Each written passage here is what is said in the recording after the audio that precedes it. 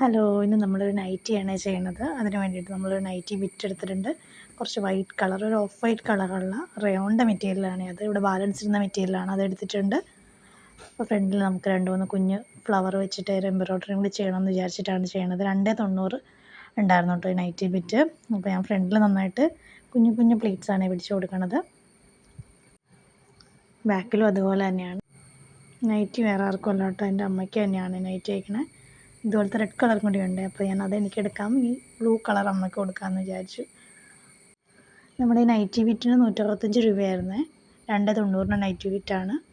പിന്നെ നമ്മുടെ ലേസ് ഒരു 15 രൂപ പെർ മീറ്റർ ആണെന്ന് തോന്നുന്നു. നൈറ്റി ബിറ്റ് നല്ല കോട്ടൺ നൈറ്റി ബിറ്റാണ് കേട്ടോ.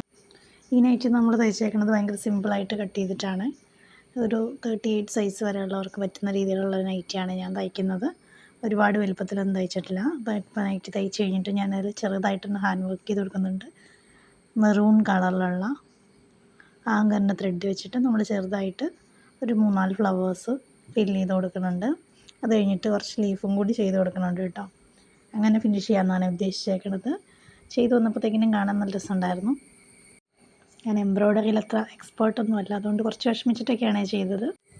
ശരിക്കും നമ്മൾ ചെയ്യുമ്പോഴത്തേക്കിനും ആദ്യമേ വൈറ്റ് കളറിൽ എംബ്രോയ്ഡറി ചെയ്തതിന് ശേഷം നെക്കിലേക്ക് അറ്റാച്ച് ചെയ്യുമായിരുന്നെങ്കിൽ കുറച്ചുകൂടി എളുപ്പത്തിൽ നമുക്ക് ചെയ്യാൻ പറ്റുമായിരുന്നു. പക്ഷേ എൻ്റെ കയ്യിൽ വൈറ്റ് കളർ അതിന് മാത്രം ഉണ്ടായിരുന്നില്ല.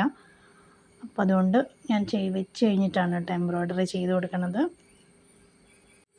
ചെയ്തുകൊണ്ടിരുന്നപ്പോഴത്തേക്കും എനിക്ക് മെറൂൺ കളറിൻ്റെ കൂടെ ഞാൻ 2-3 കളേഴ്സും കൂടി എടുത്ത് വെച്ച് നോക്കി. അപ്പോൾ ഞാനൊരു പിങ്ക് ഷെയ്ഡും കൂടി കൊടുത്തിട്ടുണ്ട്. അതും കൂടി വന്നപ്പോഴാണ് എനിക്ക് കുറച്ചുകൂടി ഒന്ന് വൃത്തിയായതായിട്ട് തോന്നിയത്. എൻ്റെ കയ്യിൽ ഉള്ള നൂലുകൾ വെച്ചിട്ടൊക്കെയാണ് ഞാൻ തീർത്തത്. അപ്പോൾ അത് ഇങ്ങനെയാണ് കേട്ടോ നമ്മുടെ നൈറ്റി ഫൈനൽ ലുക്ക് വരുന്നത്. എങ്ങനെയുണ്ടെന്ന് പറയണേ, ഇഷ്ടപ്പെട്ടാൽ അതും പറയണേ. ടാറ്റാ.